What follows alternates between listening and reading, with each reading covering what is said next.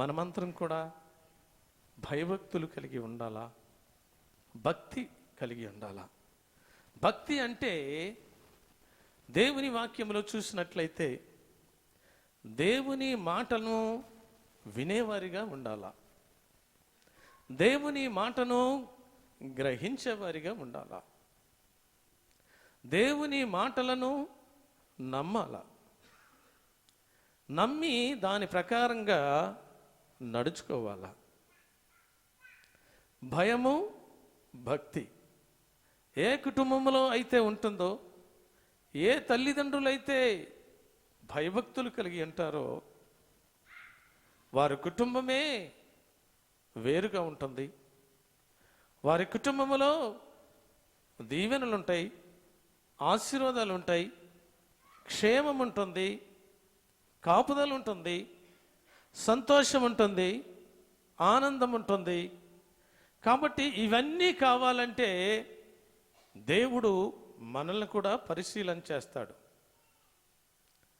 భక్తి కలిగినటువంటి తల్లిగా తండ్రిగా వీరు ప్రవర్తిస్తున్నారా లేరా అని మనల్ని పరిశీలన చేస్తాడు. మీరు ఈ దినాన ప్రత్యేకంగా ఎంతమంది భక్తి కలిగి భయభక్తులు కలిగి తల్లిదండ్రులుగా మీరున్నారో, మీరుంటే కనుక మీరు చేయవలసినటువంటిది ఏంటి, మీరు నడవలసినటువంటిది ఏంటి, ఏ విధంగా నడిస్తే దేవుడు కృపాక్షేమములు ఇస్తాడు, ఏ విధంగా నడిస్తే కాపుదలిస్తాడు, ఏ విధంగా నడిస్తే దీవెనలు ఇస్తాడు, ఏ విధమైనటువంటి లోబడే తత్వం నీకుండాలి. కాబట్టి ఏ విధమైనటువంటి నమ్మకం కలిగి నువ్వు దేవునిలో ఉండాలి, ఏ విధమైనటువంటి విశ్వాసం కలిగి నీవు ఉండాలా, ఏ విధమైనటువంటి నిరీక్షణ కలిగి ఉండాలి. వారే దేవుని యందు భయభక్తులు కలిగినటువంటి తల్లిదండ్రులు. అంత మాత్రమే కాకుండా తన కుటుంబంలో ఎంతమంది ఉన్నారో వారు మాత్రమే కాకుండా వారి గర్భఫలాలు, వారికి ఇచ్చిన సంతానము, వారికి ఇచ్చినటువంటి సమస్తం కూడా దేవుణ్ణి మహింపరిచేటట్టుగా, దేవుణ్ణి గణపరిచేటట్టుగా, దేవుణ్ణి హెచ్చించేటట్టుగా ఉండాలి ప్రియులారా. అలాంటి వారే దేవుని యందు భయభక్తులు కలిగినటువంటి వారు, భక్తి కలిగినటువంటి తల్లిదండ్రులు. ఒకవేళ నీవు ఆ పిలుపుకు తగినట్టుగా నువ్వు ఉండాలనుకుంటే నీ ఉండవలసినటువంటి లక్షణాలు ఏ విధంగా ఉండాలా, మనం ఉండవలసినటువంటి లక్షణాలు ఏ విధంగా ఉండాలా, మన తలంపులు ఏ విధంగా ఉండాలా, మన ఆలోచనలు ఏ విధంగా ఉండాలా, మన ప్రవర్తన ఏ విధంగా ఉండాలా, మనల్ని బయట వారు చూసినప్పుడు ఏ విధంగా ఉండాలా, మన ఆలోచనలు ఏ విధంగా ఉండాలి, ఇవన్నీ కూడా దేవునికి అనుకూలమైనటువంటివిగా ఉండాలా. అప్పుడు దేవుడు వారిని దర్శిస్తాడు, వారితో మాట్లాడతాడు, వారిని హెచ్చరిక చేస్తాడు, వారితో మాట్లాడి గొప్ప అద్భుత కార్యాలు, ఆశ్చర్య కార్యాలు ఆ కుటుంబం పట్ల చేయబోతూ ఉన్నాడు. దేవుని వాక్యంలో ఒక వాక్యాన్ని మాత్రమే ఈ దినాన్ని చెప్పి నేను ముగిస్తాను. బైబిల్ గ్రంథంలో చాలామంది ఉన్నారు భక్తి కలిగినటువంటి తల్లిదండ్రులు. భక్తి కలిగిన తల్లిదండ్రులు అంటే భర్త భార్య ఉంటారు. వీరు తల్లిదండ్రులుగా చేయబడిన తర్వాత భర్త దేవుని మాట వినేవాడిగా ఉండాలా, భార్య భర్త మాట విని దేవుని మాట వినేటట్టుగా ఉండాలి.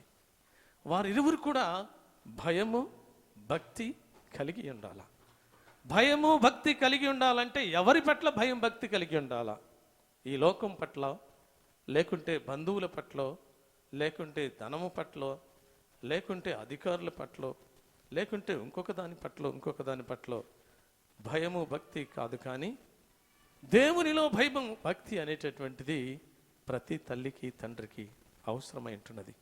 ఆ కుటుంబం బహుగా ఆశీర్వదించబడుతుందని, బహుగా దీవించబడుతుందని, ఆ కుటుంబంలో మేలులు జరుగుతాయని, ఆ కుటుంబంలో ఉపకారాలు జరుగుతాయని, ఆ కుటుంబంలో అద్భుత కార్యాలు జరుగుతాయని, ఆ కుటుంబంలో ఆశ్చర్య కార్యాలు జరుగుతాయని, ఇది నిజంగా భక్తిగల కుటుంబము అనిపించుకునేటటువంటి విధంగా తల్లిదండ్రులు ఉండాలని దేవాది దేవుడు కోరుకుంటూ ఉన్నాడు.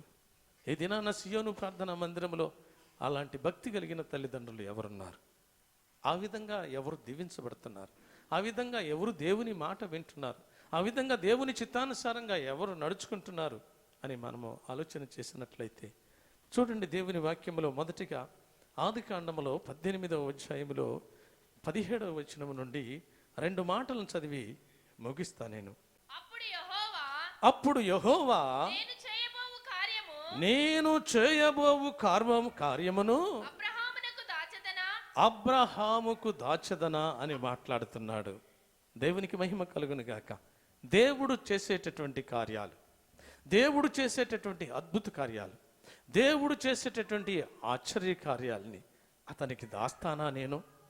ఆయన పట్ల ఒక గొప్ప అద్భుత కార్యం చేయబోతున్నాను, ఆయన పట్ల గొప్ప ఆశ్చర్య కార్యం చేయబోతున్నాను అని దేవునికి అబ్రహాము మీద ఒక నమ్మకం కలిగింది. అబ్రహాం అంటే ప్రేమ కలిగింది. ఒక అబ్రహామును మాత్రమే దేవుడు ప్రేమించాడా? ఎవరిని ప్రేమించాడు దేవుడు? ఎవరిని ప్రేమించాడు?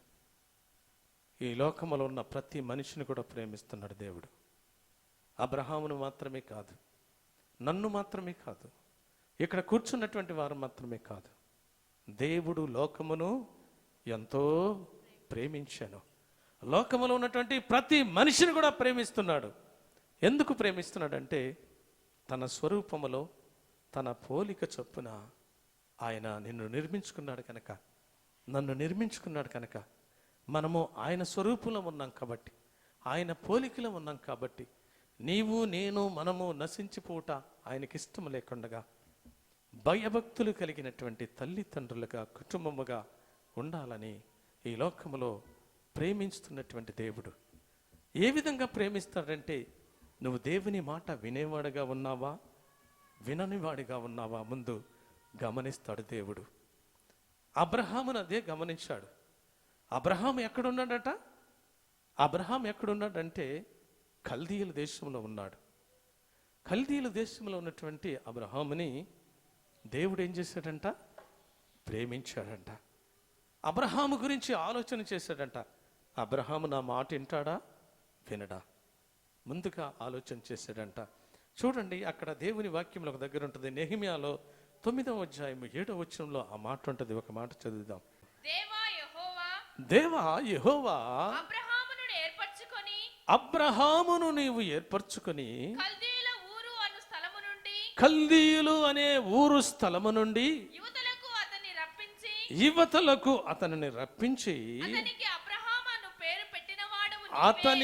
అబ్రహాం అని పేరు పెట్టిన వాడవు నీవే అని అక్కడ అబ్రహాముని జ్ఞాపకం చేస్తా ఉన్నాడు నెహెమ్యా. దేవునికి మహిమ కలుగును గాక.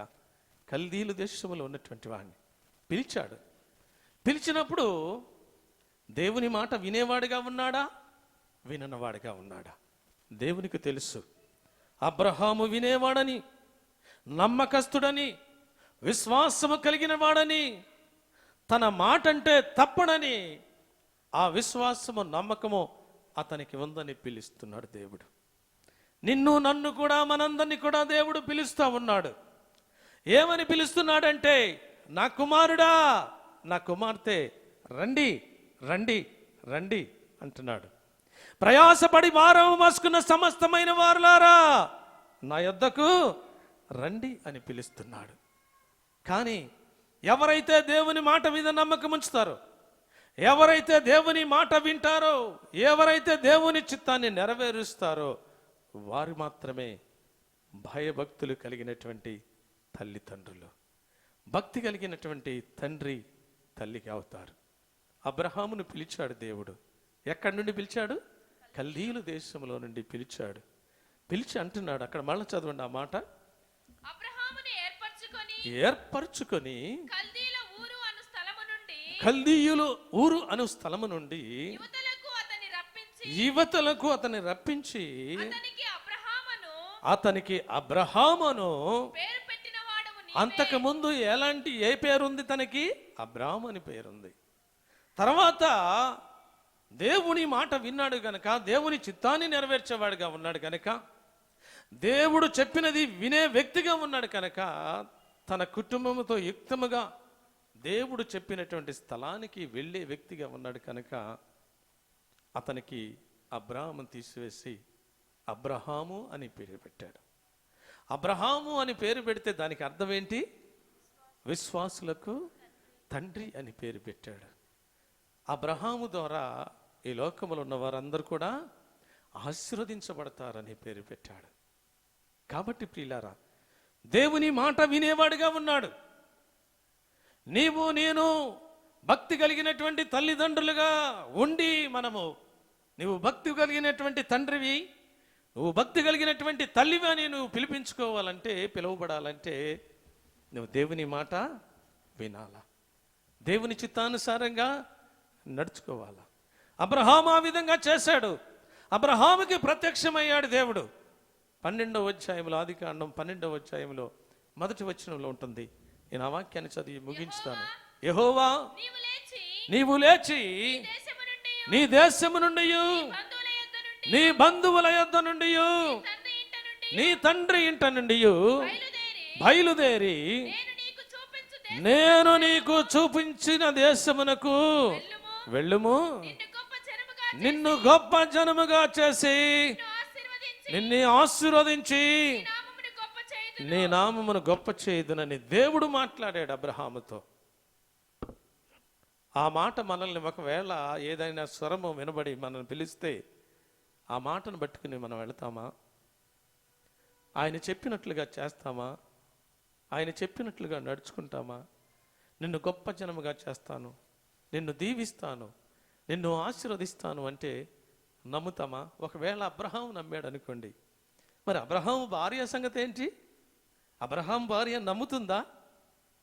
అంటే ఎప్పుడైతే దేవుడు అబ్రహాముతో మాట్లాడాడో అక్కడ తల్లిదండ్రులు ఉండొచ్చు, బంధుమిత్రులు ఉండొచ్చు, ఇంకా ఏదేదో రకరకాలుగా ఉండొచ్చు, భార్య ఉంది, తన పనివారు ఉన్నారు, వీళ్ళందరికీ చెప్పాడా? కానీ చెప్పలేదు. దేవుని మాట మాత్రమే విన్నాడు. అన్నీ సర్దుతా ఉన్నాడు, అన్నీ సర్ది బయలుదేరదాం అంటున్నాడు. భార్య అనాలి, ఏంటయ్యా ఎక్కడికి వెళుతున్నామని అడగాలి. కానీ ఆ యొక్క భార్య ఎలాంటిదంటే భర్తకు విధేయత కలిగినటువంటి భార్యగా ఉంటుంది పిల్లరా. అన్నిటికంటే ముఖ్యముగా వారిరువురు కూడా దేవుని యందు భయభక్తులు కలిగినటువంటి తల్లిదండ్రులుగా ఉన్నారు. అందుచేతనే భార్య అబ్రహాముని ఎక్కడ అడిగినట్లుగా దేవుని వాక్యములో మనకి కనబడదు పిల్లారా. ఎందుకంటే నా భర్త ఏది చేసినా కానీ అది మంచిదే చేస్తాడు, కానీ అది మేలుకరమైనదే చేస్తాడు, కానీ అది దీవెనకరమైనటువంటిదే చేస్తాడు, కానీ అది చెడ్డది ఏది కూడా చేయడని భార్యకు భర్త మీద ఉన్నటువంటి విశ్వాసము, నమ్మకము, వారిరువురు కూడా అలాంటి వ్యక్తులుగా ఉన్నారు పిల్లారా. ఒకరు ఎడల ఒకరు భయభక్తులు కలిగి ఉన్నారు. వారిరువురు కూడా దేవుని యందు భయభక్తులు కలిగి ఉన్నారు. చాలామంది దినాల్లో భయభక్తులు కలిగి అని చెప్పుకునేటటువంటి వారు దేవుని మాట విననటువంటి వారు ఉన్నారు, దేవుని చిత్తాన్ని ఎరగనటువంటి వారు ఉన్నారు, దేవుని చిత్తానుసారంగా నడుచుకున్నటువంటి వారు ఉన్నారు. వారు భయభక్తులు కలిగినటువంటి తల్లిదండ్రులు కానే కారు. ఎందుకనగా దేవుని మాట వినలేదు కనుక, ఎందుకనగా దేవుడు చెప్పినటువంటిది చేయరు కనుక, ఎందుకనగా వారి కుటుంబము దేవునిలో లేదు కనుక, భయభక్తులు కలిగి ఉండటలేదు కనుక దేవుడు వారి పట్ల నమ్మకం ఉంచడు, వారి పట్ల నమ్మకం ఉంచడు, వారికి ఒక బాధ్యత అప్పగించడు. ప్రియులారా, ఎవరైతే నమ్మకంగా ఉంటారో, ఎవరైతే దేవుని మాట వినేవారిగా ఉంటారో వారికి మాత్రమే ఒక బాధ్యత అప్పగిస్తారు. మన ఇంటిలో 4-5 పిల్లలు ఉన్నారనుకోండి, అందరినీ కూడా నమ్మరు తల్లిదండ్రులు, కానీ అందులో ఉన్న ఒక మంచి వ్యక్తిని మాత్రమే నమ్ముతారు. ఆ మంచి వ్యక్తి కూడా తండ్రికి తల్లికి లోబడే కుమారుడు, ఒకవేళ లోబడే కుమార్తె అయితేనే ఆ కుమార్తెకో ఆ కుమారుడికో ఒక బాధ్యత అప్పగిస్తారు. ఒకవేళ నీ ఇంట్లో ఎంతో ధనం ఉంది, లేకుంటే బీరువాలో ధనం ఉంది, లాక్ చేసావు, ఒకవేళ లాక్ చేసిన వాళ్ళు ఇంట్లో ఎవరిని నమ్మలేదనుకోండి, ఏం చేస్తాడు? ఆ కీసుని వెంట పెట్టుకుని వెళ్ళిపోతాడు. ఒకవేళ ఏదైనా నమ్మకం ఉందనుకో, నమ్మకస్తులకు ఆ కీసుని ఇచ్చి వెళతారు, ఆ గృహాన్ని అప్పగించి వెళతారు, లేకుంటే ఆ పనిని అప్పగించి వెళ్తారు. కాబట్టి ప్రియులారా, నీవు నేను, నీ బ్రతుకు నా బ్రతుకు, మన బ్రతుకు దేవుని మాట విని, దేవుని మాట వినేటట్టుగా ఉన్నామా? మనము దేవుని మాటను విని గ్రహించి దాని ప్రకారంగా నడుచుకునే వారంగా ఉన్నామా? దేవుడు మన మీద నమ్మకం కలిగి ఉందా? దేవుడు మన యందు విశ్వాసం కలిగి ఉన్నాడా? ఇక్కడ చూసినట్లయితే అబ్రహామును చూసి ఇక్కడ 18వ అధ్యాయం 17వ వచనములో, అప్పుడు యెహోవా నేను చేయబోవు కార్యము అబ్రహాముకు దాచదనా? అబ్రహాము నిశ్చయముగా బలము గల గొప్ప జనమగును అంటున్నాడు. ఎవరు గొప్ప జనం అయ్యేది? నువ్వు భయభక్తులు కలిగిన తల్లిగా తండ్రిగా ఉన్నట్లయితే గొప్ప జనముగా చేస్తాడు నిన్ను. గొప్ప ఆశీర్వాదాలతో నింపుతాడు నిన్ను. గొప్ప మేలులతో నింపుతాడు నిన్ను. గొప్ప ఉపకారాలతో నింపుతాడు నిన్ను. కృపాక్షేమములు నీ వెంట ఉంచుతాడు నిన్ను. ఎందుకంటే అబ్రహాము దేవుని మాట వినేవాడుగా ఉన్నాడు. తన భార్య దేవుని మాట వినేదిగా ఉంది. తన కుటుంబంలో ఉన్న వారందరూ దేవుని మాట వినేవారిగా ఉన్నారు. అందుచేతనే అబ్రహాముకు పేరేంటంటే భక్తి కలిగినటువంటి తల్లి తండ్రిగా ఉన్నారు. దేవునికి మహిమ కలుగును గాక. హల్లెలూయా. ఈ దినాన ప్రత్యేకంగా దేవుడు నిన్ను ప్రశ్న వేస్తున్నాడు. నీ కుటుంబంలో నీ భర్త ఉన్నాడు. నీ కుటుంబంలో నీ భార్య ఉంది. భార్య భర్తలు భక్తి కలిగి ఉన్నారా? మీ ఇద్దరు భయభక్తులు కలిగి ఉన్నారా? నమ్మకం కలిగి ఉన్నారా? దేవుని మాట వినేవారుగా ఉన్నారా? దేవుని చిత్తాన్ని నెరవేర్చేవారిగా ఉన్నారా? దేవుడు చెప్పింది చేసేవారిగా ఉన్నారా? దేవుని కృపను పొందుకునేవారిగా ఉన్నారా? దేవుని మాట విని దాని ప్రకారంగా నడుచుకొని ఆయన దాచి ఉంచినటువంటి మేలులు, దీవెనలు, ఆశీర్వాదాలు పొందుకునేవారిగా ఉన్నారా? దేవునికి ఉప్పొంగుతుంది మనస్సు. దేవునికి అబ్బా ఈ మాట నేను నా కుమారుడికి చెప్పకుండా నేను ఉందునా అని ఆయన అంటున్నాడు. ఇదిగో అప్పుడు యెహోవా నేను చేయబోవు కార్యము అబ్రహాముకు చెప్పెదనా దాచదనా అంటున్నాడు. దాయుడు. ఎందుకంటే తన బిడ్డలంటే తనకి ఎంతో ఇష్టము. నమ్మకస్తులంటే దేవునికి ఎంతో ఇష్టము. అలాంటి నమ్మకము నీవు కలిగి ఉండాలని దేవుడు ఈరోజు మాట్లాడుతూ ఉన్నాడు. అలాంటి నమ్మకత్వము నేను కలిగి ఉండాలని దేవుడు మాట్లాడుతున్నాడు. అన్ని విషయములలో నీవు నమ్మకంగా ఉండాలా. అప్పుడే నువ్వు దేవుడి కుమారుడు అనబడతావు. అప్పుడే నువ్వు దేవుని కుమార్తె అనబడతావు. అప్పుడే భక్తి కలిగినటువంటి తల్లి తండ్రి అని పిలువబడతావు. వారికి ఉన్నటువంటి లక్షణాలు, వాళ్ళకు ఉన్నటువంటి స్వభావాలు, వాళ్ళకు ఉన్నటువంటి ఉద్దేశములు, వాళ్ళకు ఉన్నటువంటి ఆలోచనలు అన్నీ కూడా దేవుని చిత్తము నుండి కలుగుతాయి. కానీ వారి సొంత ఆలోచనలతో ఏది కూడా జరగదు. అందుచేతనే దేవుడు అంటున్నాడు ఇక్కడ, అబ్రహాము నిశ్చయముగా బలము గల గొప్ప జనముగా అతని మూలముగా భూమిలోని సమస్త జనములను ఆశీర్వదించబడును. ఎట్లనగా యెహోవా అబ్రహామును గూర్చి చెప్పినది. అబ్రహాము దేవుడు చెప్పినట్టుది ఆయనకు కలిగినట్లుగా దేవుడు అబ్రహాముకు ఒక గొప్ప సంగతి చెప్తున్నాడు. అది ఆయనకు కలిగినట్లుగా తన తరువాత తన పిల్లలను, తన ఇంటి వారును నీతి న్యాయములు జరిగించుచు యెహోవా మార్గమును గైకొనుటకు అతడు వారికి ఆజ్ఞాపించునట్టు నేను అతనిని ఎరిగి ఉన్నాను. ఎవరు ఎరిగి ఉన్నాడు చెప్పండి? దేవుడు ఎవరిని ఎరిగాడు? అబ్రహాముని ఎరిగాడు. తన మాత్రమే కాదు, తన సంతానము, తన వారసత్వము, తనకున్న వారందరూ కూడా, తన పిల్లలందరూ కూడా, తన ఇంటి వారందరూ కూడా ఏం జరిగించాలంట? నీతిని న్యాయాల్ని జరిగించాలి. వారే భయభక్తులు కలిగినటువంటి తల్లిదండ్రులు, వారే భక్తి కలిగిన తల్లిదండ్రులు. ఇది నాన్న నీవు ఆ విధంగా ఉంటావా? ఆయన అంటున్నాడు, ఆయన అబ్రహామును బట్టి సాక్ష్యం ఇస్తున్నాడు. నిన్ను బట్టి సాక్ష్యం ఇస్తున్నాడా? నన్ను బట్టి సాక్ష్యం ఇస్తున్నాడు దేవుడు. నీ పనిని బట్టి, నువ్వు చేస్తున్నటువంటి ప్రతి దానిని బట్టి దేవుడు నీకు సాక్ష్యం ఇస్తున్నాడా? ఇదిగో నా కుమారుడు నా మాట వినేవాడు, నా చిత్తానుసారంగా నడిచేవాడని నిన్ను నమ్మి, నిన్ను ఆశీర్వదించి గొప్ప జనముగా చేసి, జనమునకు తండ్రిగా చేసి, తను మాత్రమే కాదు కానీ ఇదిగో తన పిల్లలను, తన ఇంటి వారును నీతి న్యాయములు జరిగించేవారని నేను అబ్రహామును బట్టి నేను నమ్ముతున్నానని దేవుడు గొప్ప సాక్ష్యం పలుకుతున్నాడు. దేవుడు నిన్ను బట్టి సాక్ష్యం పలుకుతున్నాడా? నన్ను బట్టి సాక్ష్యం పలుకుతున్నాడా? ఈ దినాన్న ప్రత్యేకంగా మనం ఆలోచన చేసుకొని ఈ దినము నుండన్నా మనము భయభక్తులు కలిగినటువంటి, భక్తి కలిగినటువంటి తల్లిదండ్రులుగా, మనము, మన కుటుంబము, మన పిల్లలు, మన బిడ్డలు ఆ విధంగా జీవించినట్లయితే దేవుడు అంటున్నాడు, అబ్రహామును దీవించిన దేవుడు నన్ను దీవిస్తాడు, నిన్ను దీవిస్తాడు, మనల్ని దీవిస్తాడు. ఎట్లా దీవిస్తానన్నాడు? ఆకాశ నక్షత్రముల వలె, ఇసుక రేణువుల వలె నిన్ను, నీ కుటుంబాన్ని, బిడ్డల్ని దీవిస్తాను, ఆశీర్వదిస్తానని చెప్తున్న దేవుడు.